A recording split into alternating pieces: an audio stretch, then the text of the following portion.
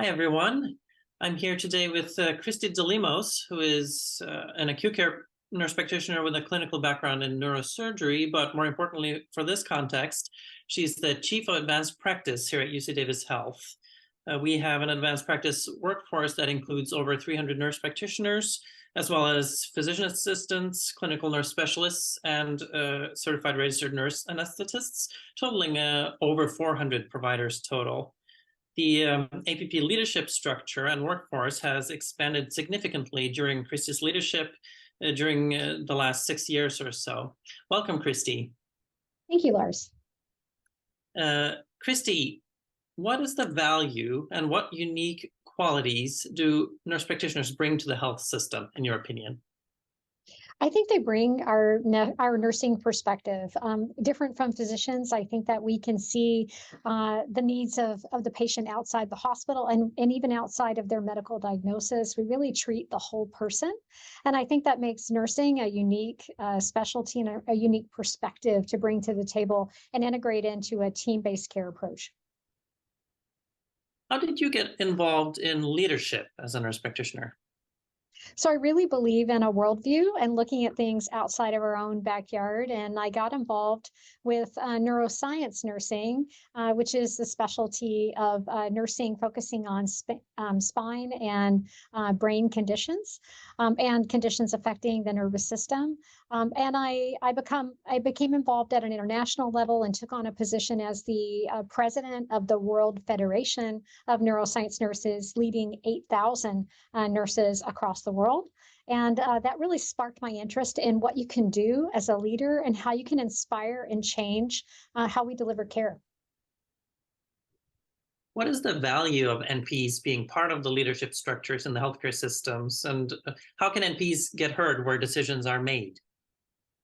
I feel like being, I'll quote one of my colleagues who also leads another University of California campus.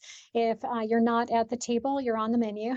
So we really do need to be at the table and having discussions regarding our own practice and also how we complement the team, what we bring to the table that I think really differentiates us from other providers. When we discharge a patient home, we're making sure that everything is ready to go and that patient is going to be safe at home and that they have everything that they need. I think that comes from our nursing background and really heralds back to when we ourselves were helping that patient to transition back to the community.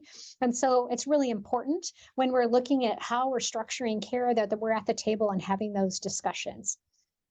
How have you been able to establish that leadership structure here at UC Davis? How were you able to get heard and build the alliances that were necessary? So I used the information that we had, which was that we were more successful than anyone else at getting patients home safely and in a timely fashion, and that we were a cost-effective part of the workforce here at UC Davis, and that could be replicated across numerous services. And that's really how we began that structure of including advanced practice team members at the table when we're looking at workforce planning.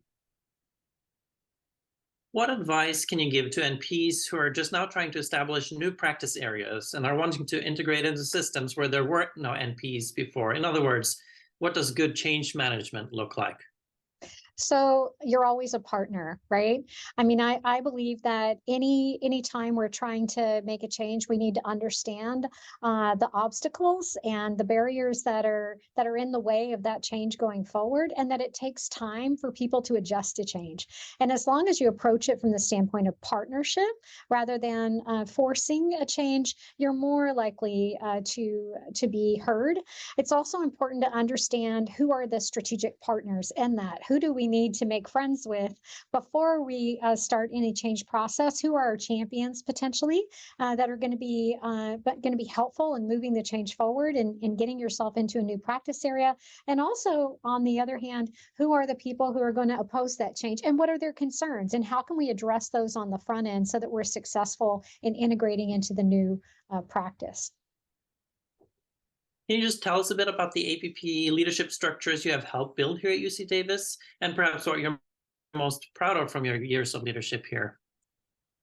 Gosh, when I started here as the chief of advanced practice, I oversaw 12 trauma surgery advanced practice providers and 4 orthopedic providers. Over the course of the last 5 years, we now have a department of 109 advanced practice providers representing numerous specialties across neonatal medicine, pediatrics, adult hospital medicine, and a range of other surgical specialties. What I'm most proud of is the supervisors like Lars, who come in every day and provide leadership for those teams. I feel like I got lucky in picking amazing partners to help us be successful, because it's never about the success of one person, it's about the success of the group.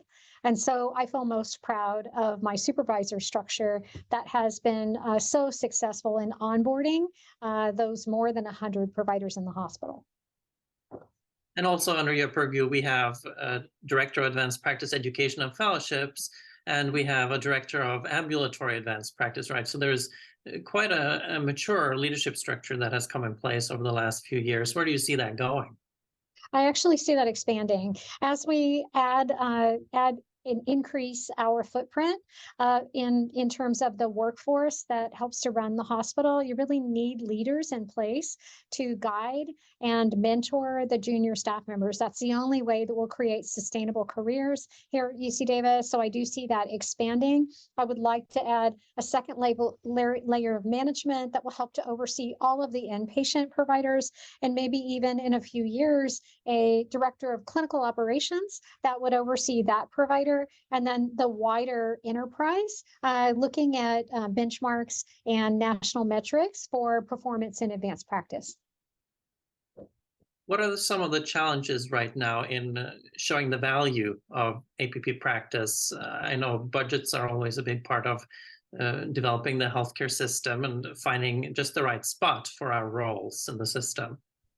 Absolutely true. And I think it's not always about, not every country has a revenue generating model. That may not be important, but what might be important is cost avoidance, is how we as clinicians can help to avoid rehospitalization. So there's a range of ways to look at the value that advanced practice providers bring. Also, patient experience. I think we really care about the patient having a good experience during their hospital and ambulatory visits. And so I think that also adds value. And so when I'm looking at our workforce, I really look at it from a broad perspective and how and where we might grow. In the US, we actually are very concerned about looking at, are we meeting national benchmarks for access to care? So it should take 4 or 5 days to get in to see an oncologist if you have a new diagnosis of cancer. If we're taking 16 days, we need to look at how can we shift a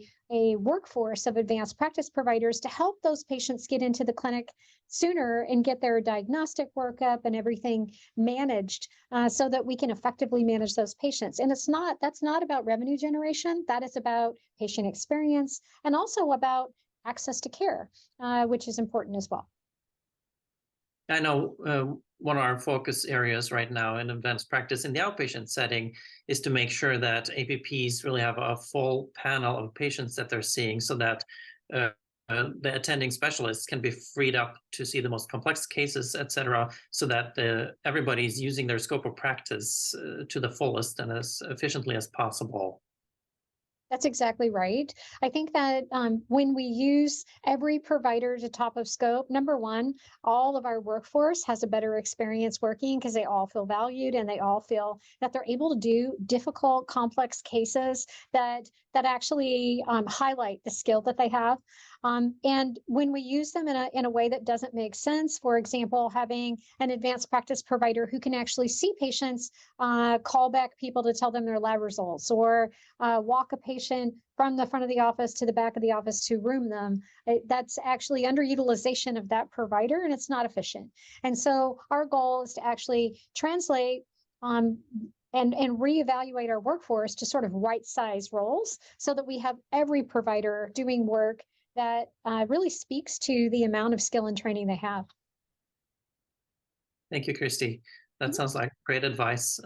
As my colleagues in Norway are trying to develop a profession and carve out roles and leadership structures, I really appreciate you taking some time today to share your insights. Thank you very much. Absolutely. Thank you.